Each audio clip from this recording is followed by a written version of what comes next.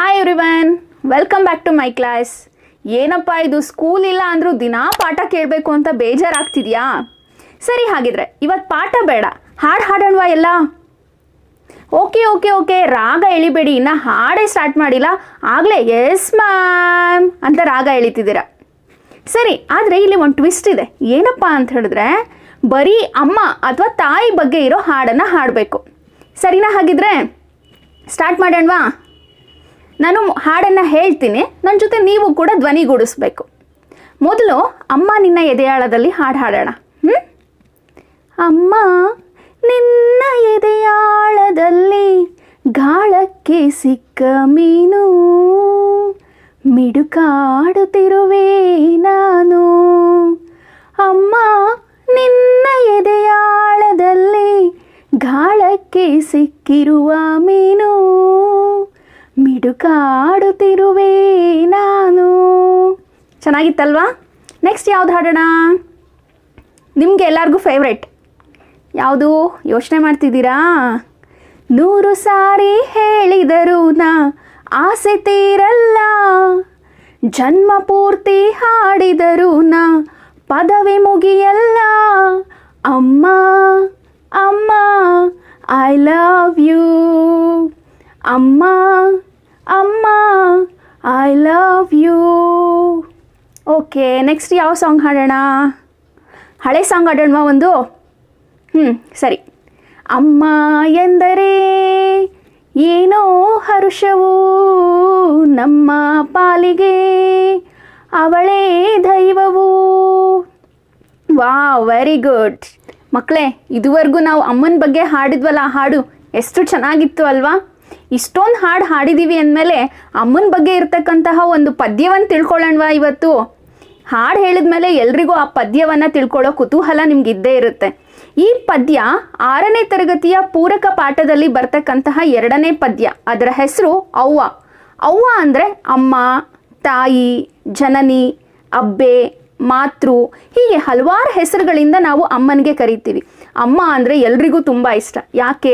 ನಮ್ಮ ಬೇಕು ಬೇಡಗಳನ್ನು ನೋಡ್ಕೊಳ್ತಕ್ಕಂಥವಳು, ನಮಗೆ ಹಸಿವಾದಾಗ ಊಟವನ್ನು ಇಡ್ತಕ್ಕಂಥವಳು, ಹಾಗೆ ನಮ್ಮ ಕಷ್ಟ ಸುಖಗಳಲ್ಲಿ ಭಾಗಿಯಾಗ್ತಕ್ಕಂಥವಳು ಅಲ್ವಾ? ಇಂತಹ ಅಮ್ಮನ ಬಗೆಗೆ ಇರ್ತಕ್ಕಂತಹ ಒಂದು ಸುಂದರವಾದಂತಹ ಪದ್ಯವನ್ನು ನಾವು ಇವಾಗ ನೋಡೋಣ. ಪದ್ಯ 2, ಅವ್ವ. ಅವ್ವ ಎನ್ನುವ ಈ ಪದ್ಯವನ್ನು ಬರೆದಿರ್ತಕ್ಕಂತಹ ಕವಿಯತ್ರಿ ಹೆಸರು ಲಲಿತಾ ಕೆ ಹೊಸಪ್ಯಾಟಿ. ಹಾಗಿದ್ರೆ ಈ ಪದ್ಯವನ್ನು ಪ್ರಾರಂಭ ಮಾಡೋದಕ್ಕಿಂತ ಮೊದಲು ನಾವು ಈ ಕವಿಯತ್ರಿಯ ಪರಿಚಯವನ್ನು ನೋಡ್ಕೊಂಬರೋಣ. ಅವ್ವ ಎನ್ನುವ ಪದ್ಯವನ್ನು ಬರೆದಿರ್ತಕ್ಕಂತಹ ಕವಿಯತ್ರಿಯ ಹೆಸರು ಲಲಿತಾ ಕೊಟ್ರಪ್ಪ ಹೊಸಪ್ಯಾಟಿ.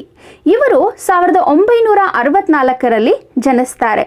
ಇವರ ತಂದೆ ಹೆಸರು ಕೊಟ್ರಪ್ಪ, ತಾಯಿಯ ಹೆಸರು ನೀಲಮ್ಮ. ಲಲಿತಾ ಕೊಟ್ರಪ್ಪ ಇವರು ಬಾಗಲಕೋಟೆ ಜಿಲ್ಲೆಯ ಹುನಗುಂದ ತಾಲೂಕಿನ ಹಿರೇಬಾದವಾಡಗಿ ಎಂಬಲ್ಲಿ ಸರ್ಕಾರಿ ಶಾಲೆಯ ಮುಖ್ಯೋಪಾಧ್ಯಾಯಿನಿಯಾಗಿ ಕೆಲಸವನ್ನು ಮಾಡ್ತಿರ್ತಾರೆ. ಇನ್ನು ಇವರು ಬರೆದಿರ್ತಕ್ಕಂತಹ ಕೃತಿಗಳನ್ನು ನಾವು ನೋಡೋದಾದರೆ ಕಲ್ಪನಾಳಿಗೊಂದು ಹೆದೆಹಾಡು, ಹೂ ಮಾರುವ ಹುಡುಗಿ ಎನ್ನುವ ಮಕ್ಕಳ ಕವನ ಸಂಕಲನಗಳನ್ನು ಇವರು ಬರೆದಿದ್ದಾರೆ. ಹಾಗೆಯೇ ಪಟ್ಟಣಕ್ಕೆ ಬಂದ ಪುಟ್ಟ ಗುಬ್ಬಿ ಎನ್ನುವ ಮಕ್ಕಳ ನಾಟಕವನ್ನು ಬರೆದಿದ್ದಾರೆ. ಅದರ ಜೊತೆಗೆ ಮಳೆಯಾದಳು ನೀರ, ಗೆಳೆಕಾರರ ಹಕ್ಕಿಗಳು, ಚಂದ್ರ ಚುಕ್ಕಿಗಳು ಎಂಬ ಮಕ್ಕಳ ಕಥಾ ಸಂಕಲನಗಳನ್ನು ಇವರು ಬರೆದಿದ್ದಾರೆ. ಹಾಗಿದ್ರೆ ಈ ಕವಯತ್ರಿಯವರು ಬರೆದಿರ್ತಕ್ಕಂತಹ ಅವ್ವ ಎನ್ನುವ ಒಂದು ಪದ್ಯದಲ್ಲಿ ಏನಿದೆ ಅಂತ ಹೇಳಿ ನೋಡೋಣ. ನಾನು ಮೊದಲು ಪದ್ಯವನ್ನು ಓದ್ತೀನಿ, ಎಲ್ಲ ಗಮನ ಇಟ್ಟು ಕೇಳಿಸ್ಕೊಳ್ಳಿ. ಪೂರಕ ಪಾಠ 2, ಅವ್ವ. ಬೊಗಸೆ ತುಂಬ ಹೂವ ತಂದು ಪಾದ ಕಮಲ ಕೆರಗುವೆ, ನಿನ್ನ ಅಡಿಗೆ ಮಣಿದು ಮತ್ತೆ ಭಾಗ್ಯವನ್ನೇ ಬೇಡುವೆ. ಗರ್ಭದಲ್ಲಿ ಮಾಂಸ ಮುದ್ದೆ ಅ ಆ ಇ ಈ ತಿಳಿಯದು, ಜನಿಸಿ ಧರೆಗೆ ಬಿದ್ದ ಕ್ಷಣವೇ ಅವ್ವ ಅಂತು ಕೊರಳು.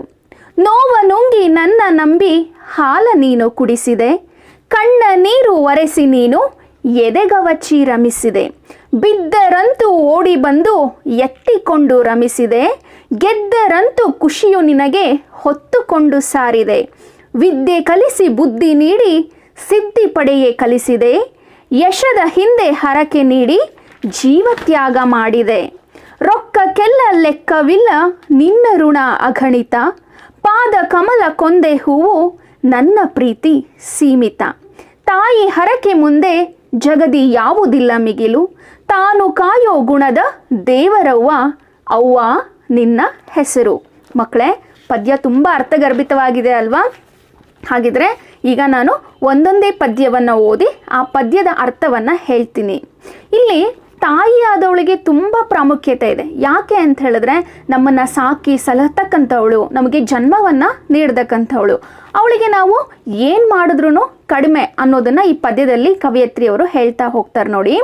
ಬೊಗಸೆ ತುಂಬ ಹೂವ ತಂದು ಪಾದ ಕಮಲ ಕೆರಗುವೆ, ನಿನ್ನ ಅಡಿಗೆ ಮಣಿದು ಮತ್ತೆ ಭಾಗ್ಯವನ್ನೇ ಬೇಡುವೆ. ಇಲ್ಲಿ ಏನು ಹೇಳ್ತಾ ಇದ್ದಾರೆ ಕವಯತ್ರಿಯವರು ಅಂತ ಹೇಳಿದ್ರೆ, ಬೊಗಸೆ ತುಂಬ ಹೂವ ತಂದು ನಿನ್ನ ಪಾದಕ್ಕೆ ಎರಗುವೆ. ಬೊಗಸೆ ಅಂತ ಹೇಳಿದ್ರೆ ಕೈ, ನಮ್ಮ ಕೈ ಬೊಗಸೆ ಇದೆಯಲ್ಲ, ಆ ಬೊಗಸೆ ತುಂಬ ಹೂವನ್ನು ತಂದು ಪಾದ ಕಮಲ ಕೆರಗುವೆ. ಪಾದ ಕಮಲ ಅಂದರೆ ಯಾರ ಪಾದ ಕಮಲ? ತಾಯಿಯ ಪಾದ ಕಮಲಗಳಿಗೆ ನಾನು ಎರಗುವೆ. ಎರಗು ಅಂತ ಹೇಳಿದ್ರೆ ನಮಸ್ಕರಿಸುವೆ. ನಿನ್ನ ಅಡಿಗೆ ಮಣಿದು ಮತ್ತೆ, ಅಡಿ ಅಂತ ಹೇಳಿದ್ರೆ ಕೆಳಗಡೆ ಪಾದಗಳಿಗೆ, ನಿನ್ನ ಪಾದಗಳಿಗೆ ಮಣಿದು ಅಂತ ಹೇಳಿದ್ರೆ ಬಾಗಿ ನಮಸ್ಕಾರವನ್ನು ಮಾಡಿ ನಾನು ಮತ್ತೆ ಭಾಗ್ಯವನ್ನೇ ಬೇಡುವೆ. ಮತ್ತೆ ಭಾಗ್ಯವನ್ನೇ ಬೇಡುವೆ ಅಂದರೆ ನನಗೆ ಎಲ್ಲ ಒಳ್ಳೆಯದಾಗಲಿ, ನನಗೆ ಒಳ್ಳೆಯ ಆರೋಗ್ಯ ಭಾಗ್ಯ ಸಿಗಲಿ, ಈ ರೀತಿ ಹಲವಾರು ಭಾಗ್ಯಗಳು ನನಗೆ ಸಿಗಲಿ ಅಂತ ಹೇಳಿ ನಾನು ನಿನ್ನ ಪಾದ ಕಮಲಗಳಿಗೆ ಹೂವನ್ನು ಇಟ್ಟು ಪೂಜೆ ಮಾಡ್ತೀನಿ. ಹಾಗೆ ನಿನ್ನ ಕಾಲುಗಳಿಗೆ ಬಗ್ಗಿ ನಮಸ್ಕಾರವನ್ನು ನಾನು ಮಾಡ್ತೀನಿ ಅಂತ ಹೇಳಿ ಕವಯತ್ರಿಯವರು ಮೊದಲನೇ ಪದ್ಯದಲ್ಲಿ ಹೇಳ್ತಾ ಇದ್ದಾರೆ. ಹಾಗೆ ನಾವೆಲ್ಲರೂ ಮಗುವಾಗಿದ್ದಾಗ ತಾಯಿಯ ಗರ್ಭದಲ್ಲಿ ಹೇಗೆ ಇರ್ತೀವಿ ಅನ್ನೋದನ್ನ ಎರಡನೇ ಪದ್ಯದಲ್ಲಿ ಹೇಳ್ತಾ ಇದ್ದಾರೆ ನೋಡಿ. ಗರ್ಭದಲ್ಲಿ ಮಾಂಸ ಮುದ್ದೆ ಆ ಈ ತಿಳಿಯದು. ನಾವೆಲ್ಲ ತಾಯಿಯ ಗರ್ಭದಲ್ಲಿ ಹೇಗಿರ್ತೀವಿ? ಮಾಂಸದ ಮುದ್ದೆಯ ರೀತಿಯಲ್ಲಿ ಇರ್ತೀವಿ ಅಲ್ವಾ? ತಾಯಿಯ ಹೊಟ್ಟೆಯ ಒಳಗಡೆ ಇದ್ದಾಗ ನಮಗೆ ಏನಾದರೂ ಕಲ್ತಿರ್ತೀವ ನಾವು? ಏನೂ ಕಲ್ತಿರಲ್ಲ. ಆದರೂ ಕೂಡ ಜನಿಸಿ ಧರೆಗೆ ಬಿದ್ದ ಕ್ಷಣವೇ, ನಾವು ತಾಯಿಯ ಗರ್ಭದಿಂದ ಆಚೆ ಈ ಭೂಮಿಗೆ ಬಂದ ತಕ್ಷಣವೇ ನಾವು ಏನಂತ ಹೇಳ್ತೀವಿ? ಅವ್ವ ಅಂತ ಕೊರಳು. ನಾವು ಏನಂತ ಮಾತಾಡ್ತೀವಿ? ಮೊದಲು ಅಮ್ಮ ಅಥವಾ ಅವ್ವ ಅಂತ ಹೇಳ್ತೀವಿ. ಇದನ್ನು ಯಾರಾದರೂ ಹೇಳ್ಕೊಟ್ಟಿರ್ತಾರಾ? ಇಲ್ಲ ಅಲ್ವಾ? ನಾವು ತಾಯಿಯ ಹೊಟ್ಟೆಯಲ್ಲಿದ್ದಾಗ ಮಾಂಸದ ಮುದ್ದಿಯಾಗಿರ್ತೀವಿ. ಅಲ್ಲಿ ನಮಗೆ ಈ ಏನು ಕಲಿಸ್ಕೊಟ್ಟಿರಲ್ಲ. ಆದರೂ ಕೂಡ ತಾಯಿಯ ಗರ್ಭದಿಂದ ಆಚೆ ಈ ಧರೆಗೆ ಬಂದ ತಕ್ಷಣ ನಮ್ಮ ಕೊರಳಿನಿಂದ ಹೊರಡ್ತಕ್ಕಂತಹ ಮೊದಲನೇ ಧ್ವನಿ ಯಾವುದು? ಅವ್ವ ಅಥವಾ ಅಮ್ಮ ಅಂತ ಹೇಳಿ ಎರಡನೇ ಪದ್ಯದಲ್ಲಿ ಹೇಳ್ತಾ ಇದ್ದಾರೆ. ಇನ್ನು ಮೂರನೇ ಪದ್ಯವನ್ನು ನೋಡೋಣ. ನೋವ ನುಂಗಿ ನನ್ನ ನಂಬಿ ಹಾಲ ನೀನು ಕುಡಿಸಿದೆ, ಕಣ್ಣ ನೀರ ಒರೆಸಿ ನೀನು ಎದೆಗವಚಿ ರಮಿಸಿದೆ. ಈ ಮೂರನೇ ಪದ್ಯದಿಂದ ತಾಯಿ ತನ್ನ ಮಗುವಿಗೆ ಮಾಡ್ತಕ್ಕಂತಹ ಕರ್ತವ್ಯಗಳನ್ನು ಹೇಳ್ತಾ ಹೋಗ್ತಾರೆ ನೋಡಿ. ನೋವ ನುಂಗಿ ನನ್ನ ನಂಬಿ ಅಂದರೆ ತಾಯಿಗೆ ಎಷ್ಟೇ ನೋವುಗಳಿರಲಿ, ಎಷ್ಟೇ ಕಷ್ಟಗಳಿರಲಿ, ಆ ಕಷ್ಟಗಳನ್ನೆಲ್ಲ ಸಹಿಸ್ಕೊಂಡು ಆ ನೋವುಗಳನ್ನೆಲ್ಲ ತನ್ನೊಳಗೆ ನುಂಗ್ಕೊಂಡು ತಾಯಿ ಏನು ಮಾಡ್ತಾಳೆ? ನಮಗೆ ಹಾಲನ್ನು ಕುಡಿಸ್ತಾಳೆ. ಕಣ್ಣ ನೀರ ಒರೆಸಿ ನೀನು ಎದೆಗವಚಿ ರಮಿಸಿದೆ. ನಮ್ಮ ಕಣ್ಣಲ್ಲಿ ಒಂದು ಹನಿ ಕೂಡ ನೀರು ಬರದ ಹಾಗೆ ನೀನು ನೋಡ್ಕೊಂಡಿದೀಯಾ? ಅಕಸ್ಮಾತ್ ಏನಾದರೂ ಕಣ್ಣಲ್ಲಿ ನೀರು ಬಂದರೆ ಏನು ಮಾಡ್ತಾಳೆ ತಾಯಿ?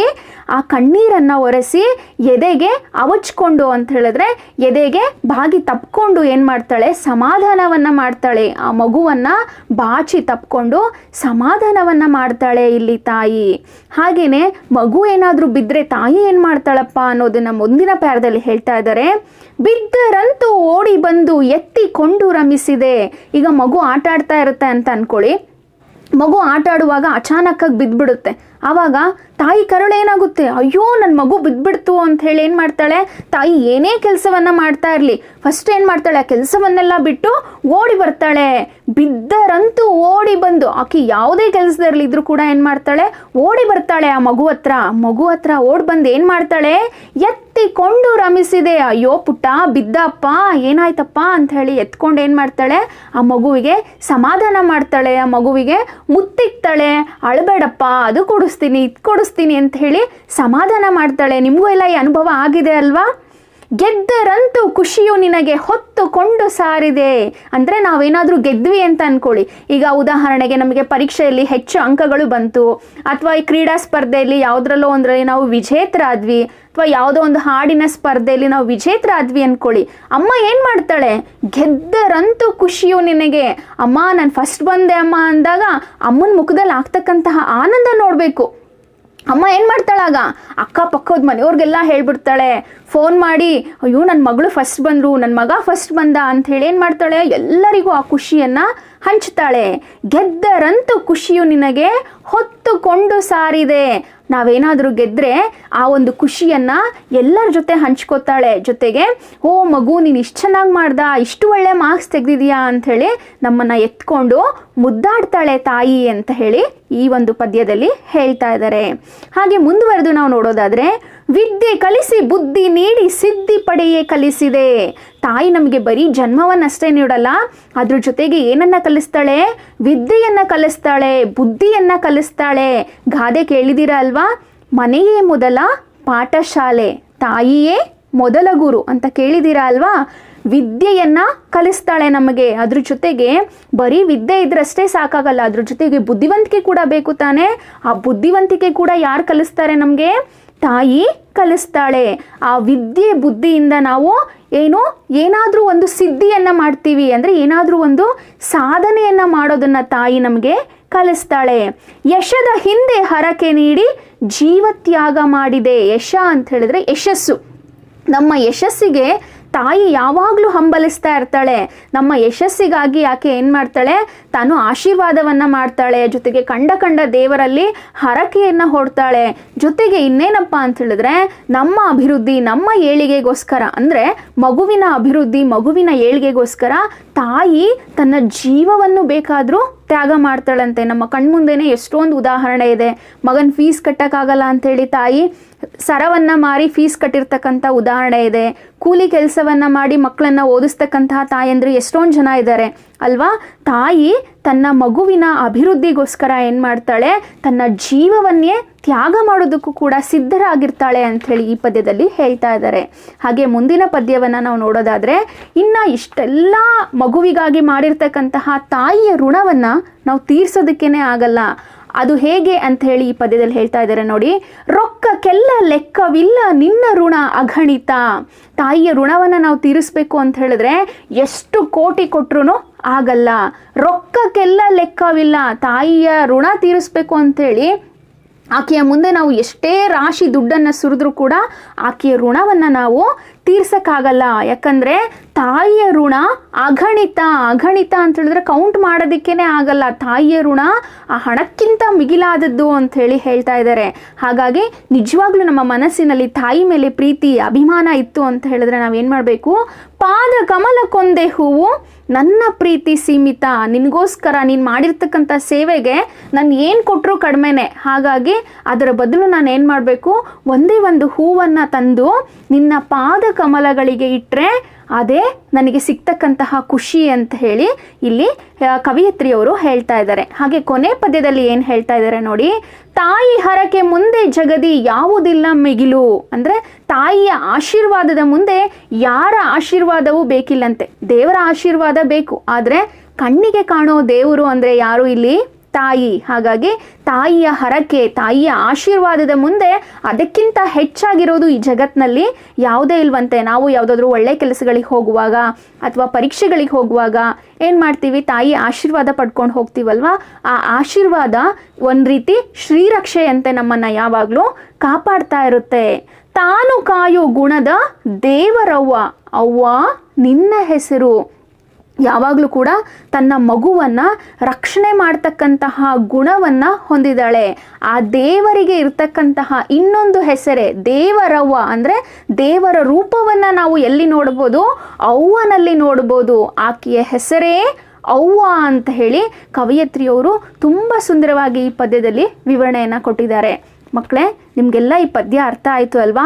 ಒಟ್ಟಾರೆಯಾಗಿ ಈ ಒಂದು ಪದ್ಯದಲ್ಲಿ ಕವಯಿತ್ರಿ ಏನು ಹೇಳ್ತಾ ಇದ್ದಾರೆ ಅಂತ ಹೇಳಿದ್ರೆ, ತಾಯಿ ತನ್ನ ಜೀವನವನ್ನು ಅಥವಾ ತನ್ನ ಜೀವವನ್ನು ತನ್ನ ಮಗುವಿಗಾಗೇನೆ ಮೀಸಲಿಟ್ಟಿರ್ತಾಳೆ. ಹಾಗಾಗಿ ಅಂತಹ ತಾಯಿಯ ಋಣವನ್ನು ನಾವು ತೀರಿಸಬೇಕು ಅಂತ ಹೇಳಿದ್ರೆ ಆಕೆನ ಪ್ರೀತಿಯಿಂದ ನೋಡ್ಕೋಬೇಕು, ಆಕೆ ಜೊತೆ ಒಳ್ಳೆಯ ಮಾತುಗಳನ್ನು ಆಡಬೇಕು, ಕೊನೆ ತನಕ ಆಕೆಗೆ ಯಾವುದೇ ರೀತಿಯಾದಂತಹ ನೋವಾಗದಂತೆ ನೋಡ್ಕೋಬೇಕು ಅಂತ ಹೇಳ್ತಾ ಇವತ್ತಿನ ಪದ್ಯವನ್ನು ನಾನು ಮುಗಿಸ್ತಾ ಇದ್ದೀನಿ. ಹಾಗೆ ಕೊನೆಯದಾಗಿ ಈ ಒಂದು ಪದ್ಯದಲ್ಲಿ ಬರ್ತಕ್ಕಂತಹ ಪ್ರಶ್ನೋತ್ತರಗಳನ್ನು ನಾನು ಹೇಳ್ತೀನಿ. ಕವಯಿತ್ರಿಯು ತಾಯಿಯ ಪಾದಕ್ಕೆ ಏನು ತರುತ್ತಾಳೆ? ಏನು ತರ್ತಾಳೆ ಕವಯಿತ್ರಿ ತಾಯಿಯ ಪಾದಕ್ಕೆ ಹಾಕುವ ಸಲುವಾಗಿ? ಬೊಗಸೆ ತುಂಬ ಹೂವನ್ನು ತರುತ್ತಾಳೆ. ಎರಡನೇ ಪ್ರಶ್ನೆ, ಜಗತ್ತಿನಲ್ಲಿ ಮಿಗಿಲಾದುದು ಯಾವುದು? ಎಲ್ಲದಕ್ಕಿಂತ ಮಿಗಿಲಾದುದು ಯಾವುದು ಈ ಜಗತ್ತಿನಲ್ಲಿ? ತಾಯಿಯ ಹರಕೆ ಅಥವಾ ತಾಯಿಯ ಆಶೀರ್ವಾದ ಎಲ್ಲದಕ್ಕಿಂತ ಮಿಗಿಲಾದುದು. ತಾಯಿ ಮಗುವಿಗೆ ಏನು ಕಲಿಸುತ್ತಾಳೆ? ಏನು ಕಲಿಸ್ತಾಳೆ ತಾಯಿ ಮಗುವಿಗೆ? ವಿದ್ಯೆ ಬುದ್ಧಿಯನ್ನು ತಾಯಿ ಮಗುವಿಗೆ ಕಲಿಸ್ತಾಳೆ. ಮಗು ಬಿದ್ದಾಗ ತಾಯಿ ಹೇಗೆ ರಮಿಸುತ್ತಾಳೆ? ಆಟ ಆಡ್ತಿರ್ತಕ್ಕಂತಹ ಮಗು ಬೀಳ್ತಪ್ಪ ಅಂತ ಹೇಳಿದ್ರೆ ತಾಯಿ ಬಂದು ಹೇಗೆ ರಮಿಸ್ತಾಳೆ ಅದನ್ನು? ಮಗು ಬಿದ್ದಾಗ ತಾಯಿ ಓಡಿ ಬಂದು ಎತ್ತಿಕೊಂಡು ಆ ಮಗುವನ್ನು ಅಪ್ಪಿಕೊಂಡು ರಮಿಸುತ್ತಾಳೆ. ಹಾಗೆ ಕೊನೆ ಪ್ರಶ್ನೆ ಈ ಥರ ಇದೆ, ತಾಯಿ ಮಗುವಿಗೆ ಏನನ್ನು ಕುಡಿಸುತ್ತಾಳೆ? ತಾಯಿ ಮಗುವಿಗೆ ಹಾಲನ್ನು ಕುಡಿಸುತ್ತಾಳೆ. ಮಕ್ಕಳೇ, ಇದುವರೆಗೂ ನಾನು ಮಾಡಿದಂತಹ ಅವ್ವ ಎನ್ನುವ ಒಂದು ಪದ್ಯ, ಹಾಗೆ ಈ ಪದ್ಯದ ಪ್ರಶ್ನೋತ್ತರಗಳು ನಿಮಗೆ ಅರ್ಥ ಆಯಿತು ಅಂತ ಹೇಳಿ ಅನ್ಕೋತಾ, ಹಾಗೆ ಅಮ್ಮನ ಬಗೆಗೆ ಇರ್ತಕ್ಕಂಥ ಹಾಡುಗಳನ್ನು ಇನ್ನೂ ಹೆಚ್ಚು ಸಂಗ್ರಹಿಸಿ ನಿಮ್ಮ ತಾಯಿ ಮುಂದೆ ಹಾಡಿ ಅವರು ಖುಷಿ ಪಡ್ತಾರೆ ಅಂತ ಹೇಳ್ತಾ ಇವತ್ತಿನ ಕ್ಲಾಸನ್ನು ಮುಗಿಸ್ತಾ ಇದ್ದೀನಿ. ಬಾಯ್.